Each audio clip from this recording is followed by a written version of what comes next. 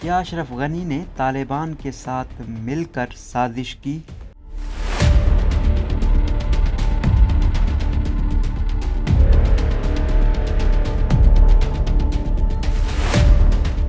اتوار 15 اگست کی صبح افغان صدر کے تقریباً 200 خصوصی محافظ وزارت دفاع پہنچے۔ وہ اشرف غنی کے دورے کے انتظامات کے سلسلے میں وہاں گئے تھے۔ کچھ عرصہ قبل اس وقت کے افغان وزیر دفاع جنرل بسم اللہ محمدی کو بتایا گیا تھا کہ اشرف غنی بات چیت کے لیے وزارت کا دورہ کرنا چاہتے ہیں۔ ایک رات پہلے اشرف غنی نے مائدین کے ایک گروپ اور اپنی کابینہ کے وزراء سے صدارتی محل میں ملاقات کی تھی۔ اجلاس میں موجود لوگوں کے مطابق اشرف غنی سے کہا گیا کہ طالبان تیزی سے پیش قدمی کر رہے ہیں اور انہوں نے یعنی اشرف غنی کے ساتھ مذاکرات سے انکار کر دیا ہے، لہٰذا وہ کچھ کریں۔ اشرف غنی نے عہدے سے مستعفی ہونے اور ایک مذاکراتی وفد قطر بھیجنے کا وعدہ کیا جو عبوری انتظامیہ کے قیام کے لیے طالبان سے بات کر سکے۔ طالبان کو پیغام موصول ہوا اور وہ پیر کو کابل سے ایک وفد کے دوحہ پہنچنے کا انتظار کرنے لگے۔ وہ افغانستان کی اعلیٰ قومی مصالحتی کونسل کے سربراہ ڈاکٹر عبداللہ اور سابق صدر حامد کرزئی کے ساتھ نئی حکومت کے قیام پر تبادلہ خیال کرنے جا رہے تھے۔ تاہم اتوار کو ایک اور واقعہ پیش آیا۔ اشرف غنی کے خصوصی محافظوں میں سے ایک نے جنرل محمدی سے رابطہ کیا اور بتایا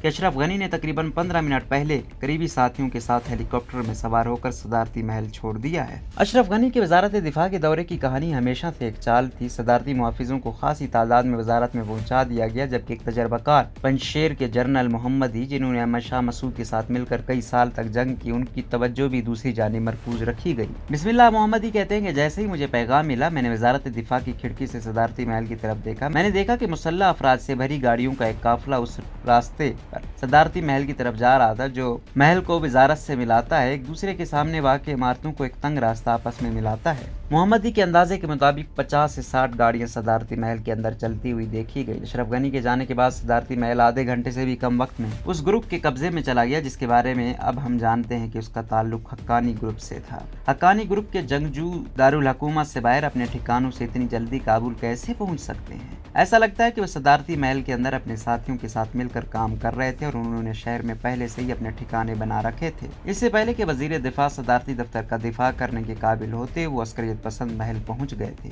اچانک حملہ اس شبے کو جنم دیتا ہے کہ اشرف غنی اور حقانی گروپ جو ایک ہی پشتون قبائلی اتحاد کلجائی سے تعلق رکھتے ہیں مل کر سازش کر رہے تھے۔ اشرف غنی کے فرار کے بدلے میں صدارتی محل طالبان کے حوالے کر دیا گیا۔ وہ شخص جو طالبان کے کنٹرول کو روک سکتے تھے یعنی وزارت دفاع، انہیں اس تمام معاملے سے دور رکھا گیا۔ خصوصی محافظوں میں سے بعض نے جنرل محمدی کو بتایا کہ جب محافظوں نے اشرف غنی اور دیگر افراد جیسا کہ حمداللہ محب قومی سلامتی کونسل کے سربراہ کو ہیلی کاپٹر کے ذریعے صدارتی محل سے نکالنے سے روکنے کی کوشش کی تو سابق صدر کی حامی سیکیورٹی فورسز نے ان کی طرف ڈالروں سے بھرے بیگ اچھال کر ان کی توجہ دوسری طرف کر دی۔ اس طرح جب وہ لوگ نوٹ گننے میں مصروف ہو گئے تو غنی ملک سے فرار ہو گئے۔ کاملہ مزید لکھتی ہیں کہ اشرف غنی اور ان کے قریبی لوگوں نے حقانی گروپ کے ساتھ مل کر نہ صرف افغانستان اور دنیا بلکہ دوحہ میں موجود مذاکراتی وفد کو چونکا دیا۔ وفد کا ماننا تھا کہ وہ اقتدار پر قبضے کے راستے پر گامزن ہیں، یعنی وہ طالبان اور سابق صدر حامد کرزئی کے قریب ہیں۔ بہت سے شواہد سے پتہ چلتا ہے کہ اشرف غنی کے اقتدار کے آخری سالوں میں کلجائیوں اور درانیوں کی لڑائی کی وجہ سے خرابی پیدا ہوئی۔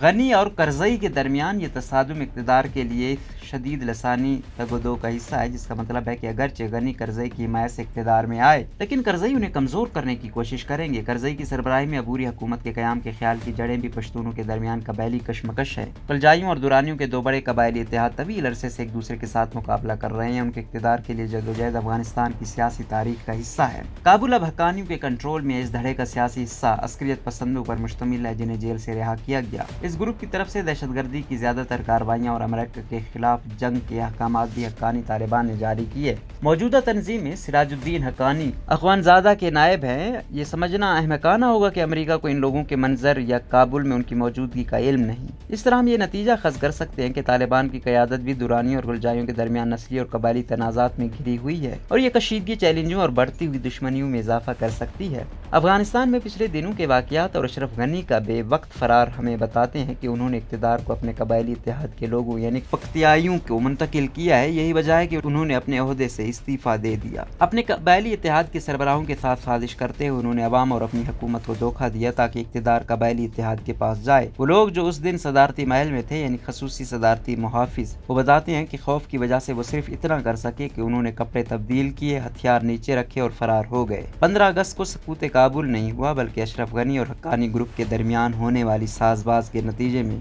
उसकी कुर्बानी दी गई।